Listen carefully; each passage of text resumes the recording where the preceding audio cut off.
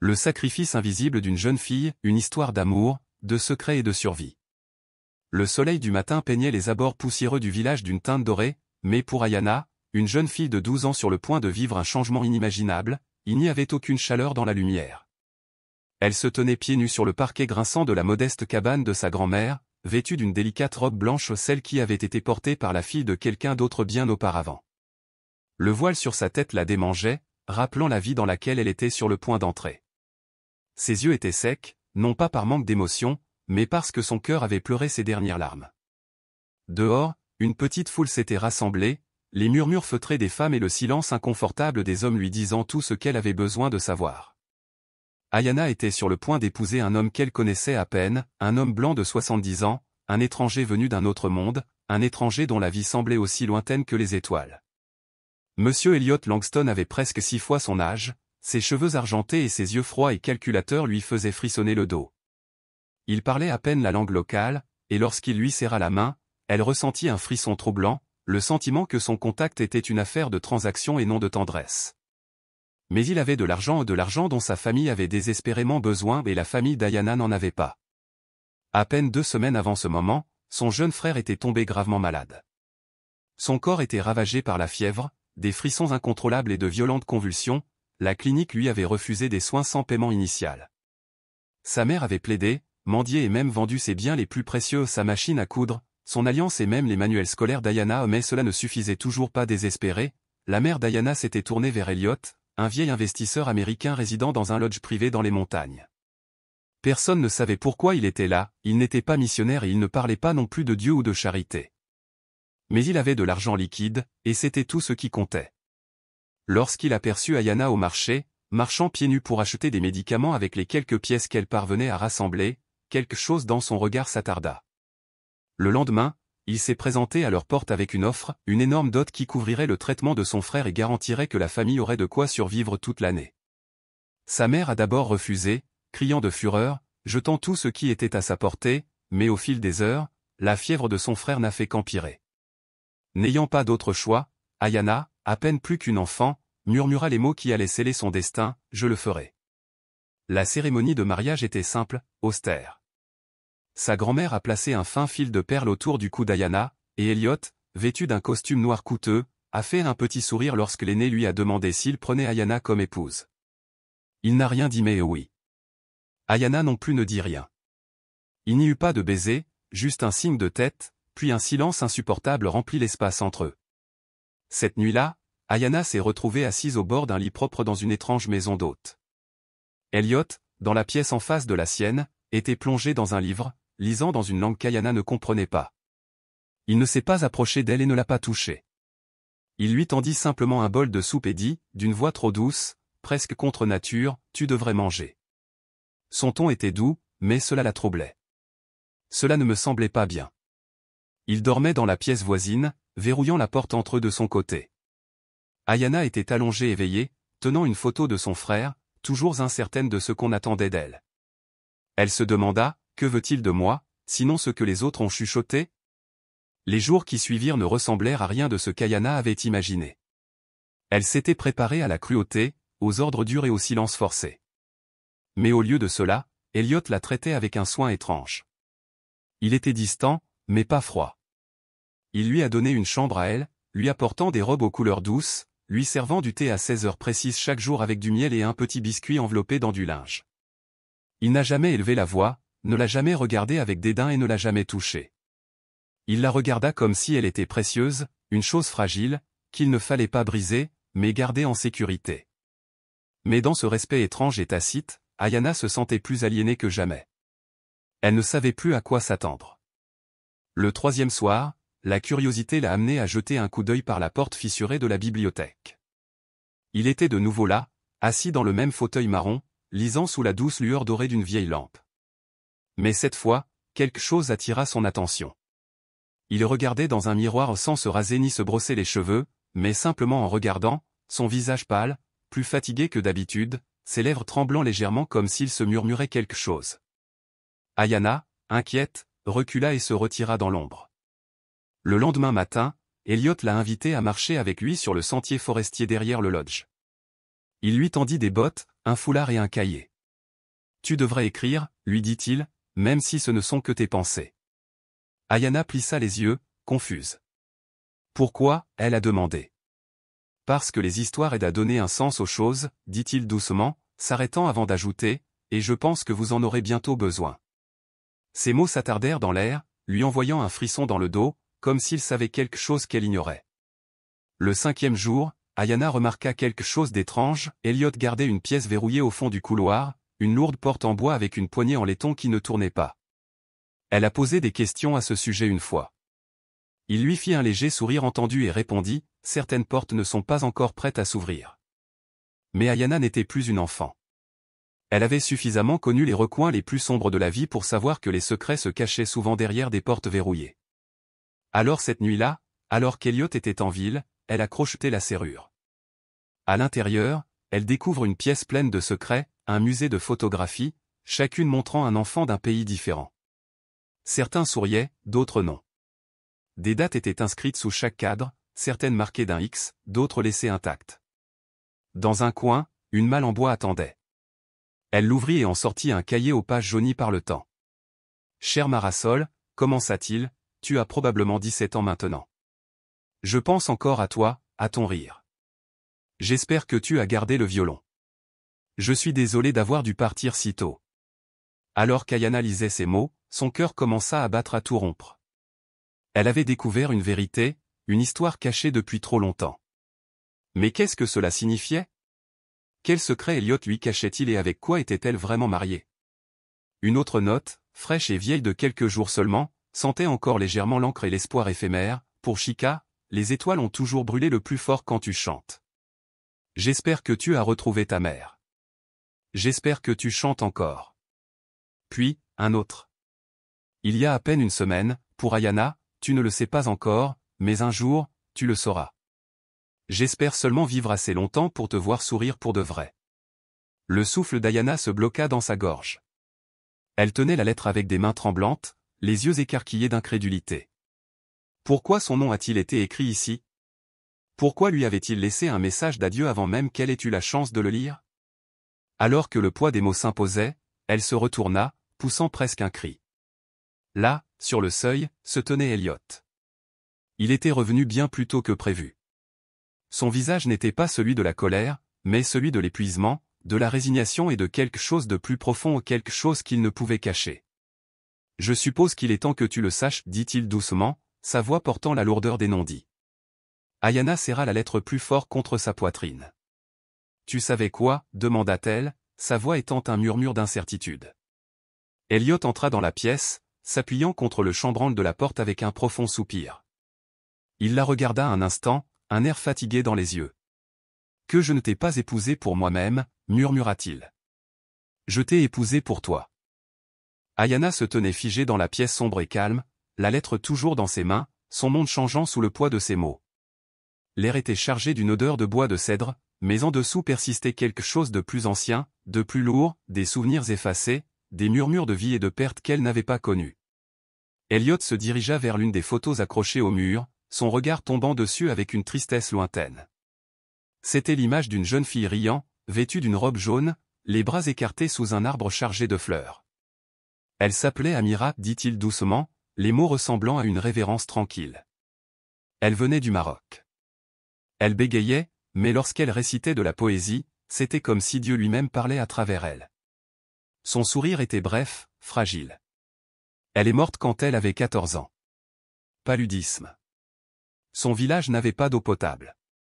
Il passa à une autre photo, celle d'une jeune fille aux yeux écarquillés et pleins d'espoir. Voici Léon, du sud de la Chine. Abandonnée à la naissance. J'ai payé ses opérations. Elle voulait devenir infirmière. Elle n'y est pas parvenue non plus. Le souffle d'Ayana se coupa, sa voix tremblant alors qu'elle essayait de comprendre ce qu'il lui disait. Est-ce que c'étaient toutes des filles que tu as épousées? Non, répondit-il fermement en secouant la tête. C'étaient des filles que j'ai trouvées, des filles en danger, des filles vendues, oubliées, jetées. Je n'en ai épousé aucune. Il se tourna pour lui faire entièrement face, les yeux fixés sur. Tu es le premier. Ayana sentit son cœur s'emballer. Alors pourquoi moi? Elliot se laissa tomber sur une petite chaise, le poids de son passé rendant chaque mouvement plus lent qu'il n'aurait dû l'être. Il soupira profondément, comme si le fardeau des années pesait sur lui à cet instant précis. « Parce que tu allais te marier de toute façon, dit-il doucement. Tu ne le savais pas encore. » Le cœur d'Ayana se serra, les mots résonnant dans sa poitrine. Il continua, la voix plus basse maintenant, presque comme s'il se parlait à lui-même, « J'avais entendu des rumeurs dans le village. Un homme d'affaires étranger aux Russes achetait des femmes, plus jeunes que vous. Votre famille était endettée. Je savais qu'il venait faire une offre à votre mère. » Ayana recula. « Tu mens. »« J'aurais aimé l'être, murmura-t-il, sa voix se brisant légèrement. Mais je savais que je n'avais que deux choix, laisser cet homme t'emmener, ou t'atteindre en premier. » Ayana tourna son regard vers les murs, ses yeux traçant les images, chacune racontant l'histoire d'une vie perdue trop tôt, d'un avenir volé. Ce n'étaient pas des trophées, c'étaient des monuments commémoratifs. Et pendant l'heure suivante, Elliot a tout partagé. Il a parlé des 2 dernières décennies qu'il a passées à parcourir le monde, à rechercher des filles vulnérables dans des situations désespérées ou orphelines, enfants des rues, filles abandonnées et à faire ce qu'il pouvait pour les aider. Parfois il finançait leur scolarité, parfois il construisait des puits dans leur village, et d'autres fois il les adoptait légalement. Lorsque la loi ne lui permettait pas d'aider, il a trouvé d'autres moyens, des moyens discrets et invisibles. Elle l'interrompit une fois, sa voix pleine d'incrédulité. Pourquoi ne pas utiliser publiquement votre richesse? Construire une organisation, une école? Vous êtes riche, n'est-ce pas? Un sourire amer traversa son visage. Je l'étais. J'en ai vendu la majeure partie pour financer ces missions. Mais même l'argent a des limites. Lorsque la loi protège les puissants et punit les pauvres, j'ai appris très tôt que la seule façon d'atteindre des filles comme vous, piégées dans des endroits que le monde a oubliés, était d'y aller moi-même. Son regard était direct, sans faille. Je t'ai épousé parce que c'était la seule façon pour moi de gagner du temps. Le temps de te protéger, de te donner le choix, un choix que tu n'aurais jamais. Cette nuit-là, Ayana n'a pas dormi. Elle était assise près de la fenêtre, les genoux ramenés contre sa poitrine, tenant toujours la lettre. Elle pensa à la vie qu'elle avait presque vécue, à l'Américain tranquille qui lui avait donné un contrat au lieu d'un commandement, une épingle au lieu d'une cage, un choix au lieu de chaîne. Et une vive douleur s'épanouit dans sa poitrine. Il ne l'avait pas sauvée parce que c'était son devoir, il l'avait sauvée parce que personne d'autre ne le ferait. Le lendemain matin, Elliot avait disparu. Il n'était pas au petit déjeuner, ni près du banc du jardin, ni dans la bibliothèque. Ayana frappa doucement à la porte de sa chambre, sa main tremblante alors qu'elle l'ouvrait lentement. À l'intérieur, elle le trouva, allongé paisiblement sur le côté, toujours dans sa robe. Son visage était calme, presque serein, mais il n'y avait aucune vie dans ses yeux. Il était parti. Plus tard, les médecins diraient qu'il s'agissait d'une insuffisance cardiaque congestive. Il savait que ça allait arriver. C'était la raison pour laquelle il avait agi si rapidement, pourquoi il était venu dans son pays, pourquoi il avait agi avec une telle urgence. Il était en train de mourir et il n'avait pas voulu quitter ce monde sans donner à une dernière fille ou une fille comme Ayana une dernière chance de vivre. Dans le tiroir à côté de son lit, Ayana découvrit une enveloppe au bord net et scellée avec soin. Sur celle-ci, d'une écriture familière, se trouvait son nom. Les mots qui ont suivi étaient simples mais profonds, « Ayana, si tu lis ceci, je suis parti. Mais ce n'est pas grave. J'ai vécu ma vie, maintenant c'est à toi de vivre la tienne. Dans le bureau, tu trouveras les documents. Tout ce que je possède, terre, économie, propriété est maintenant à toi. Mais plus que toute la richesse, je te laisse quelque chose de bien plus précieux, la liberté. Ne la gaspille pas. » Pour la première fois, Ayana s'autorisa à pleurer. Non pas par peur, mais par une vague écrasante d'amour et de perte. La nouvelle du décès d'Elliot Langston s'est rapidement répandue. Cela a commencé par un murmure feutré parmi le personnel de maison, un appel discret à l'avocat de la ville. Mais bientôt, la nouvelle s'est répandue comme une traînée de poudre, atteignant tous les coins du village. Les gens ont commencé à se rassembler devant la porte d'entrée, apportant des fleurs, joignant les mains en silence et murmurant des questions qu'ils avaient trop peur d'exprimer. Mais ce que personne n'aurait pu prévoir, c'est l'arrivée du testament. Quelques jours après la mort d'Elliot, un avocat est arrivé dans une élégante voiture noire, portant un portefeuille scellé.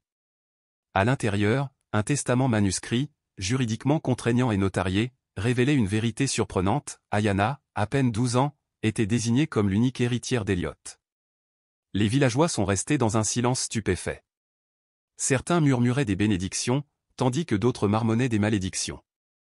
La mère d'Ayana s'est évanouie dans la cour. Les anciens du village se réunissaient en secret, se jetant des regards méfiants. Les enfants chuchotaient dans les ruelles sombres.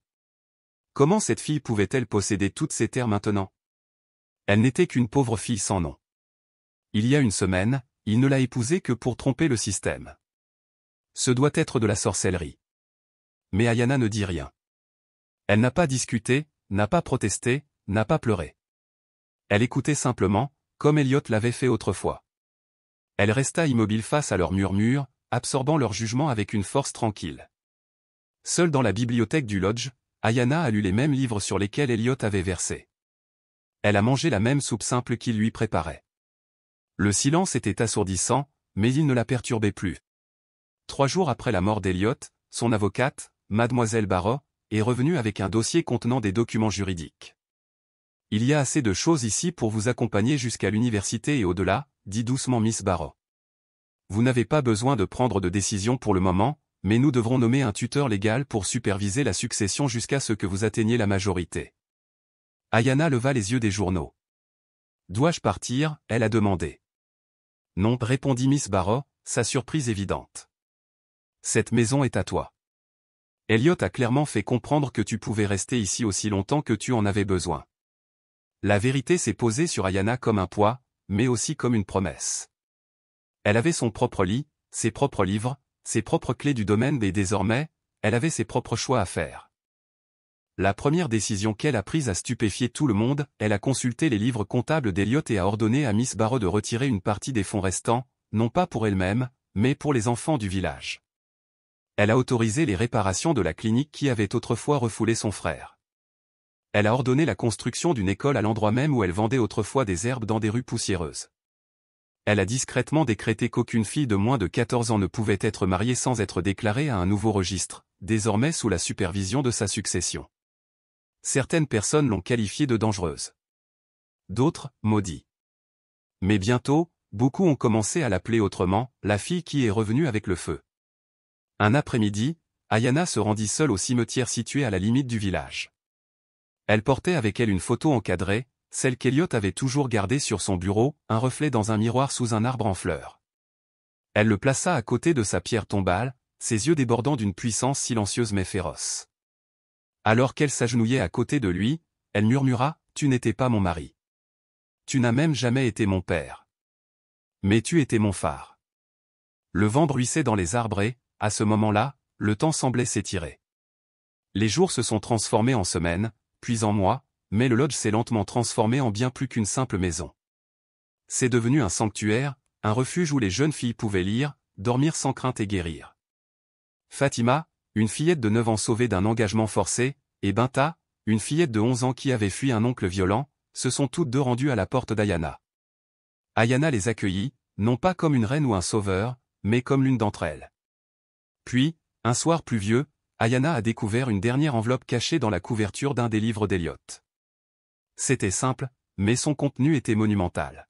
« S'ils viennent te chercher, n'aie pas peur. » Elle l'ouvrit lentement, révélant une liste de noms, de dates, d'adresses et bien plus encore, des dizaines d'hommes, des représentants du gouvernement, des diplomates et des criminels.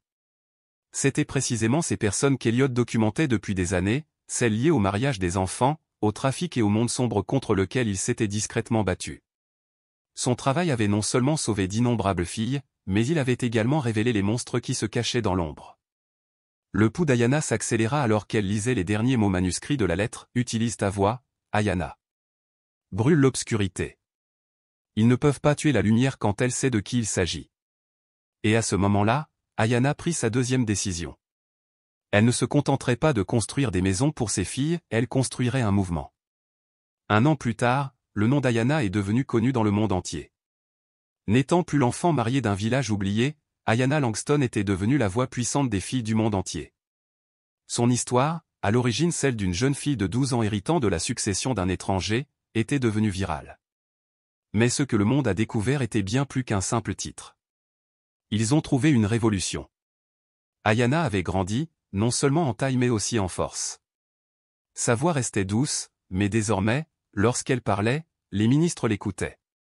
Quand elle écrivait, les gens partageaient.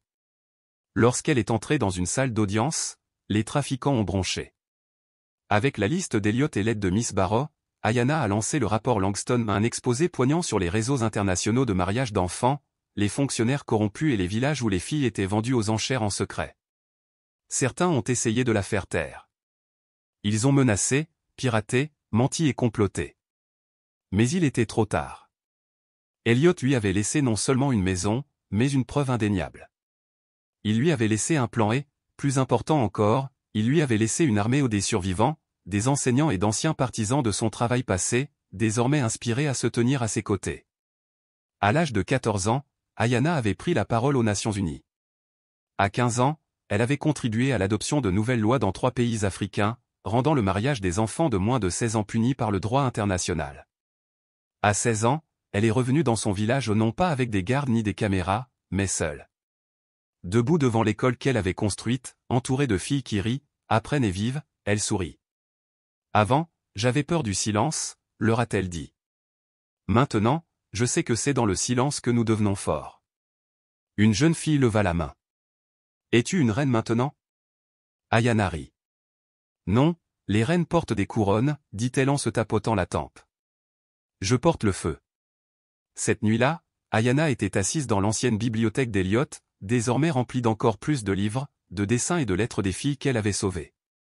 Elle a allumé une bougie, a écrit dans son journal et a murmuré dans la nuit, « J'espère que tu me vois maintenant. » Une brise agita la pièce et, pendant un bref instant, Ayanna crut entendre la voix d'Elliot, douce mais claire, « Je l'ai toujours fait. »